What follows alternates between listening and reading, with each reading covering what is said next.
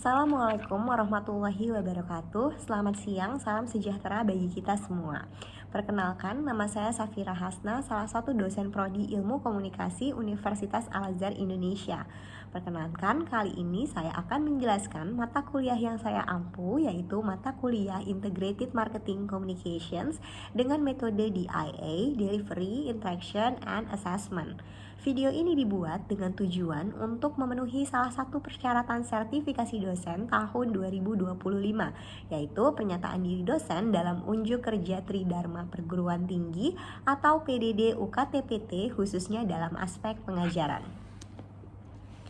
Saya akan memulai untuk menjelaskan deskripsi dan informasi umum dari mata kuliah IMC.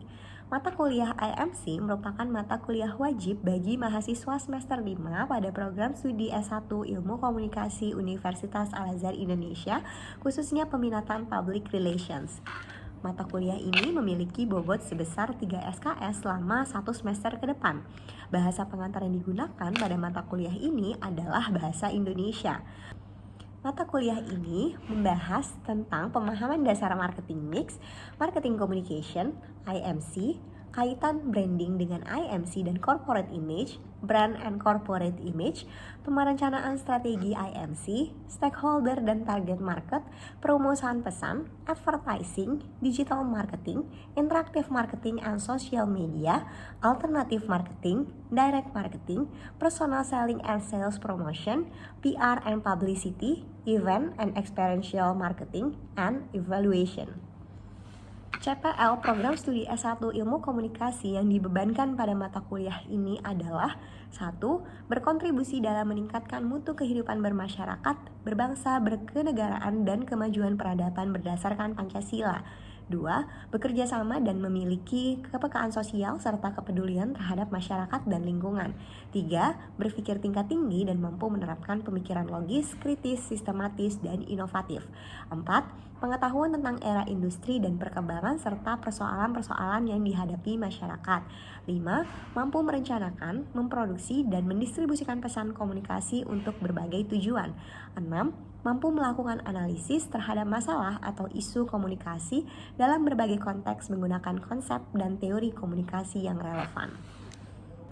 Untuk capaian pembelajaran mata kuliah atau CPMK pada akhir mata kuliah ini yaitu mampu menjelaskan konsep teoritis ilmu PR dan konvergensi media atau Integrated Marketing Communication, mampu mengidentifikasi berbagai analisis situasi dan aktivitas industri melalui berbagai media untuk mendalami pengetahuan komunikasi pemasaran melalui kegiatan tugas serta diwujudkan melalui sebuah karya.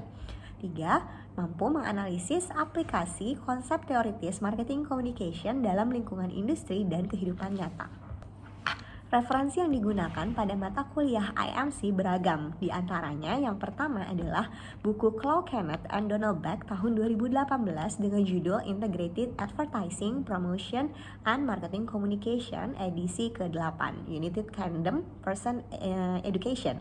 Yang kedua ada Sri Widya Stuti dengan judul buku Manajemen Komunikasi Terpadu, Solusi Menembus Hati Pelanggan pada tahun 2017.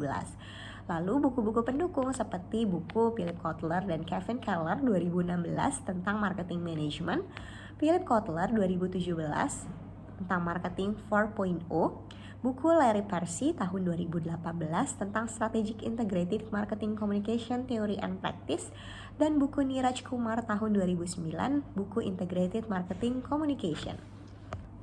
Sistem pembelajaran pada mata kuliah ini dilaksanakan secara luring dan daring menggunakan metode pembelajaran aktif yang mengutamakan peran dan keaktifan mahasiswa dalam proses pembelajarannya, yaitu pembelajaran kolaboratif, diskusi kelompok, dan penugasan. Pembelajaran mata kuliah dilakukan selama 16 pertemuan, di mana 7 pertemuan pertama sebelum UTS, lalu 1 pertemuan UTS, dan 7 pertemuan selanjutnya sebelum UAS, kemudian 1 pertemuan UAS. Metode pembelajaran yang digunakan adalah proses pembelajaran tatap muka, kegiatan mandiri, dan penugasan terstruktur.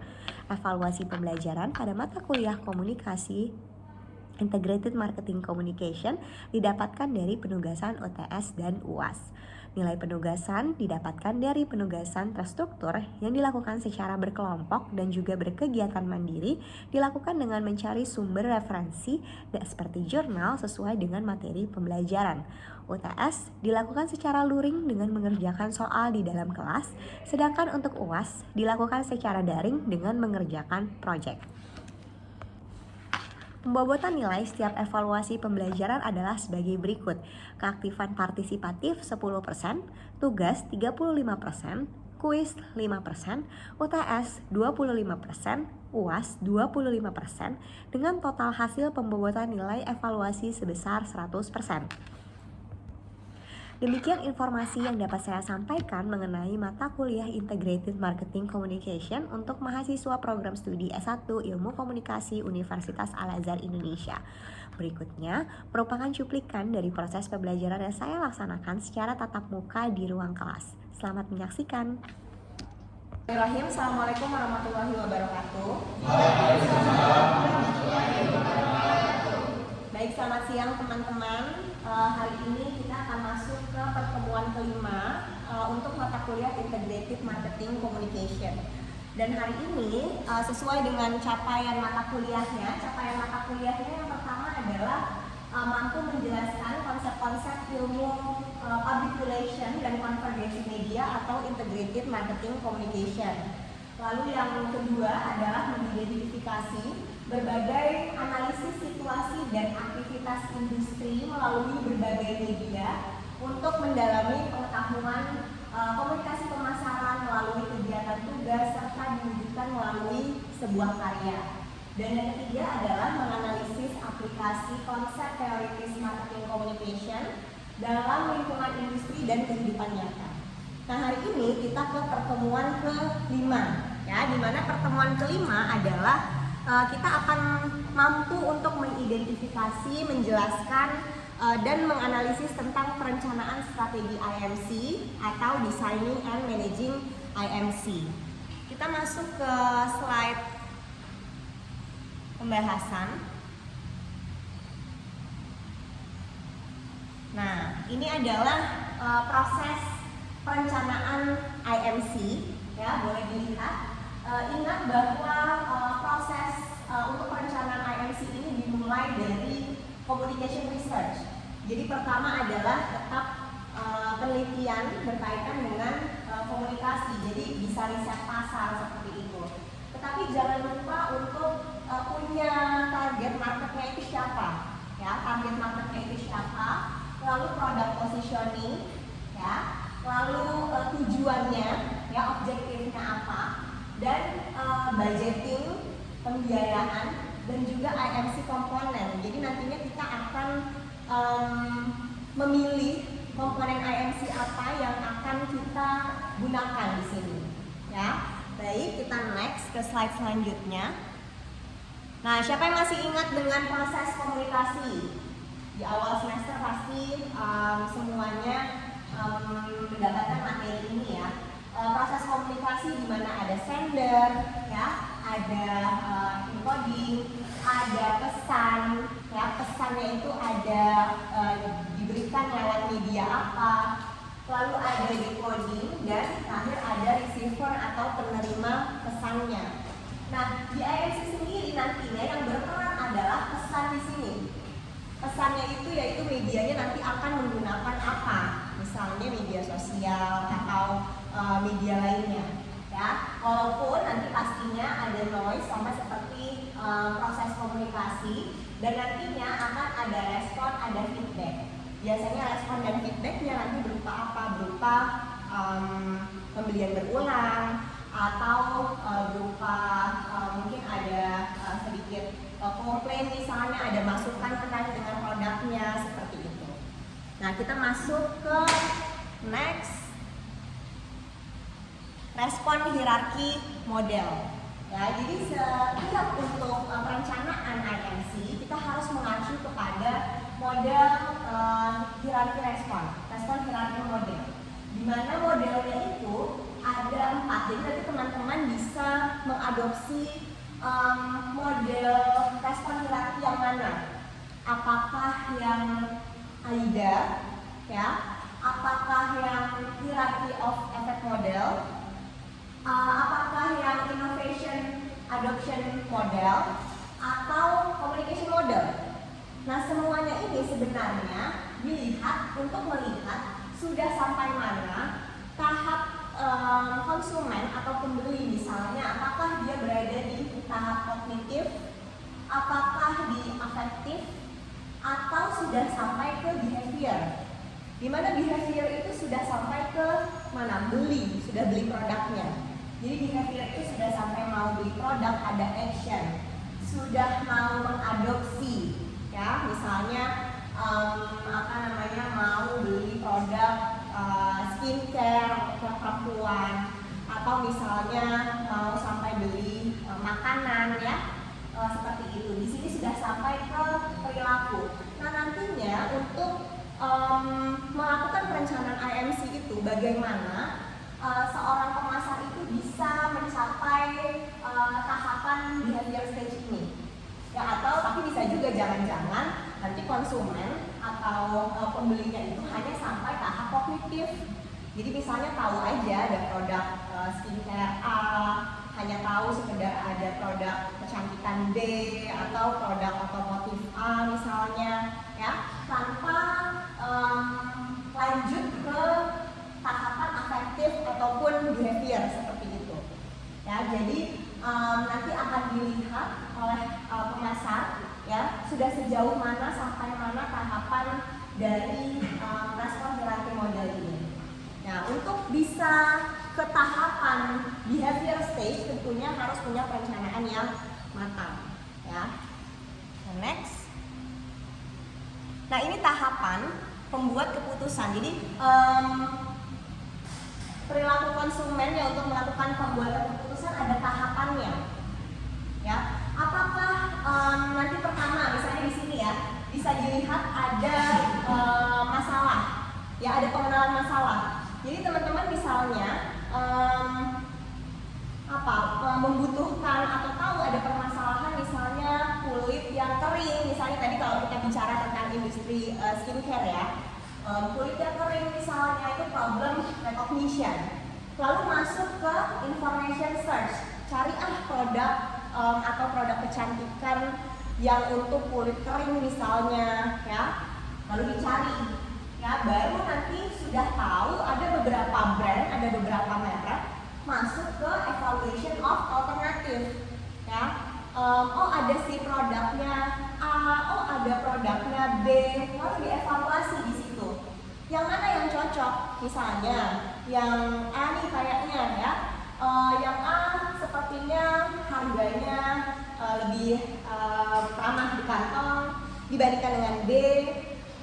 Kalau A kayaknya mudah didapatkan untuk di mana-mana dibandingkan dengan yang B, harus misalnya melakukan pre-order, harus war, ya, kalau sekarang bilangnya, dan lain sebagainya. Disitulah tahapannya. Jadi evaluasi alternatif. Setelah sudah melakukan evaluasi alternatif, selanjutnya adalah melakukan purchase decision, yaitu sudah sampai ke tahapan untuk membeli produknya, ya. Setelah purchase decision masuk ke post purchase evaluation. Cocok nggak tadi saya dengan produknya? Udah oke nggak tadi saya dengan produknya? Apakah nanti saya akan melakukan pembelian berulang, misalnya seperti itu, ya. Jadi di sini ada tahapannya. Sama sebenarnya dengan yang model yang kedua, ya. Jadi pada intinya perilaku konsumen pembuat keputusan itu ada beberapa tahap. Dan sebagai seorang pemasar, sebagai seseorang yang nantinya teman-teman di sini masuk ke industri, ya, misalnya nanti masuklah ke Markom, ke yang mengaplikasikan IMC gitu misalnya, ya, harus paham terkait dengan proses pengambilan keputusan konsumen di sini. Jadi nanti tahu perencanaan IMC yang baik itu akan seperti apa. Oke, nah lalu kita next di sini. Nah, untuk proses melakukan komunikasi yang efektif dan perencanaan IMC yang baik, maka harus mengacu pada tahapan di sini. Ya, yang pertama adalah mengidentifikasi target audiens. audiensnya. Siapa yang akan jadi target audiensnya? Ya, remaja misalnya. Ya, segmentasinya gimana? Targetnya siapa? Positioningnya mau yang seperti apa? Misalnya mau dikenal sebagai brand yang misalnya ramah di kantong untuk remaja. Misalnya positioningnya mau seperti itu. Ya, harus diidentifikasi siapa saja nantinya yang akan menjadi target audiensnya. Oke, lalu masuk nanti, nah ini SMP prosesnya ya. Jadi tadi harus melakukan segmentation, targeting, positioning. Oke, lalu nanti di next. Nah, ini adalah demografinya. Demografinya adalah misalnya umur, ya, umurnya mau targetnya siapa, jenis kelaminnya, ya, penghasilannya, pendidikannya, pekerjaannya, sampai di situ, ya. Apakah nanti yang menjadi target adalah siapa? Apakah pekerja yang full time, apakah pekerja yang part time, ya, pekerjaannya apa, bahkan sampai ke nanti keluarganya itu apakah yang sudah berkeluarga, keluarganya ada berapa misalnya, lalu geografinya, ya, dia apakah ada di kota, apakah ada di desa atau suburban atau di mana, lalu sampai juga ke apakah misalnya si konsumen ini sudah punya rumah sendiri, ya, apakah sewa, dan seperti apa. Nah, itu biasanya harus benar-benar detail, ya, untuk sampai kepada konsumen itu nanti mau beli produk yang akan kita pasarkan. Oke, kita bisa next. Nanti kalau ada pertanyaan boleh ditanyakan ya. Nah, ini sampai ke motivasi, ya, motivasinya nanti apa, lifestyle-nya bagaimana. Jadi benar-benar direncanakan secara matang.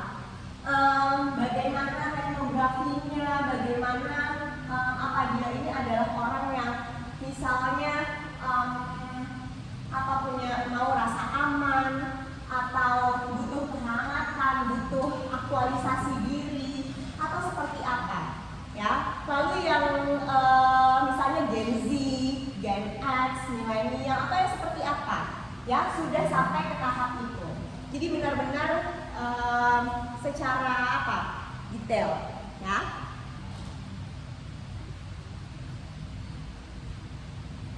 Nah, tahapan yang kedua adalah menentukan tadi objektif atau tujuannya, ya. Jadi apakah nanti memperkuat kategori brandnya sebagai produk yang dibutuhkan dan memuaskan, apakah nanti mau membangun kesadaran akan brand, jadi levelnya sampai brand awareness, apakah nanti pemasar ini mau membantu konsumen untuk mengevaluasi apakah sebuah brand sesuai dengan kebutuhannya, ya. Misalnya ya apakah dia akan memenuhi kebutuhannya, apakah nanti dia akan memecahkan masalahnya dia, ya. Jadi dengan adanya kita beli produk itu memecahkan masalahnya. Lalu atau mengiring konsumen untuk membutuhkan membeli sebuah brand. Gimana caranya biar konsumen itu bisa pokoknya mau gitu ya untuk membeli brand tersebut.